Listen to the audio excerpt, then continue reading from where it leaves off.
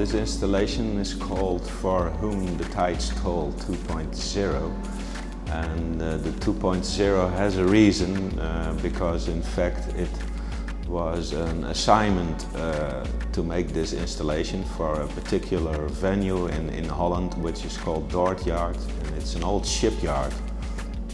Now this old shipyard is on the edge of a natural reserve with a lot of swampy areas and big rivers, and there is a tide difference of more than 1 meter, which is quite exceptional in this part of the country actually. And they asked me to make an installation which generates sound, or at least a sort of a sound installation. And considering the fact that I always try to combine technology and nature, this tide difference I found very attractive and to do something with. And then there is of course this old shipyard, which is transformed into an exhibition space. That gives me also a lot of input in terms of technology. So with this installation in the back of me is full of symbols which refer to the old shipyards, and on the other hand also to the natural elements in that area. So for instance the wooden channels where the wind is going through to the organ pipes are actually a sort of an abstraction of the 5 main rivers in that delta area.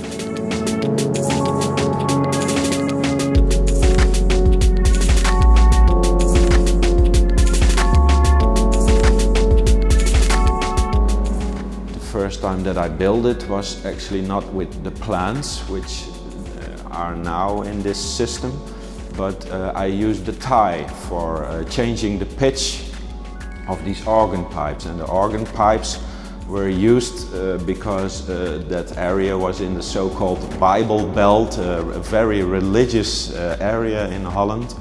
So I thought, well, if I have to do something with sound, it should be organ pipes. That would be very appropriate in this context. What I wanted to do was pitch the sound of these organ pipes when the tie is going to change. Now, in order to do that, I had to make small valves on each organ pipe.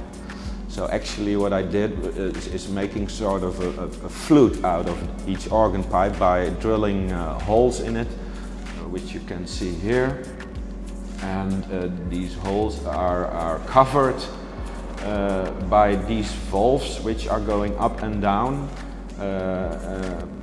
well, in a similar way as the tie of the water went. So what I did is connect these valves with a metal wire system and pulleys to a sort of arm system which goes up and down, and that went to the wall of that shipyard exhibition space into the water, and in the water were floating elements which went up and down with this tie. And so when the tie got higher, this whole mechanism started to work, and that will give this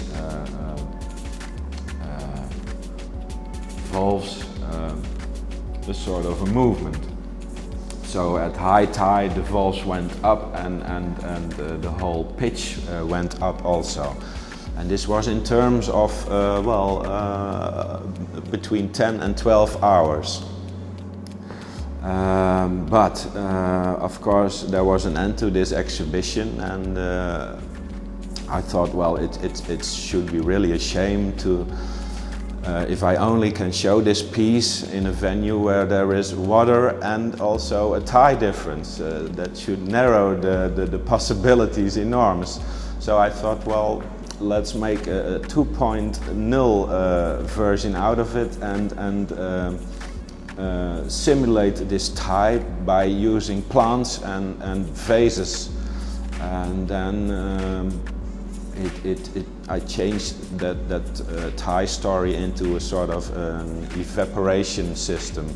So now I have two vases in the back, in front of the window, and by the plants or the plants itself, well, of course they need water, so they drink the water, and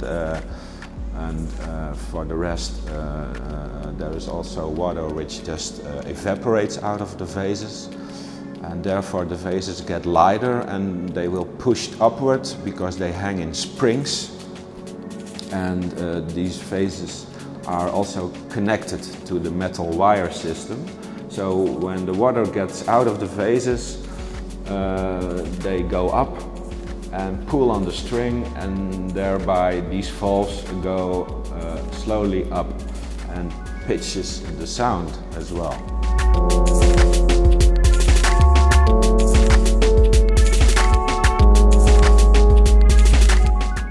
Now here's another story, because this you have to think in terms of weeks that the sound changes, and well, I found that in a way very interesting,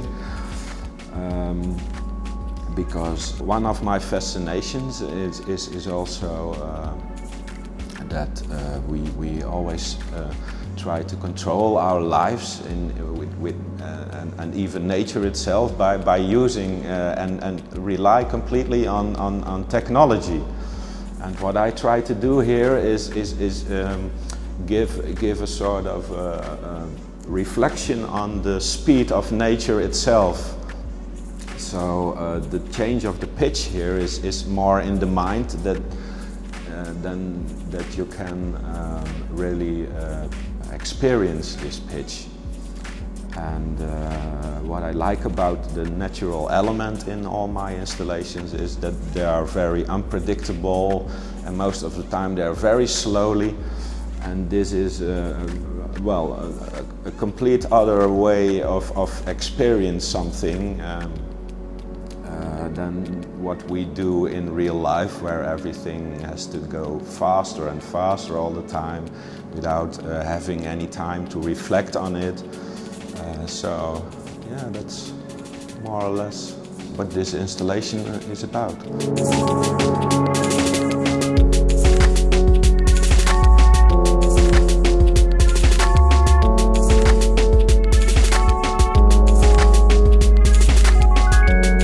Well, I just start in my studio with this idea and a small mock-up of this idea, and try to make it in a way that it functions. So this is actually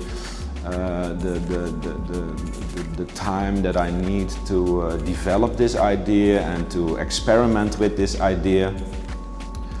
And after I've done that, I just go and build. I make a couple of small sketches, and I actually just start like a sculptor does. So I don't make complete drawings and complete models, etc.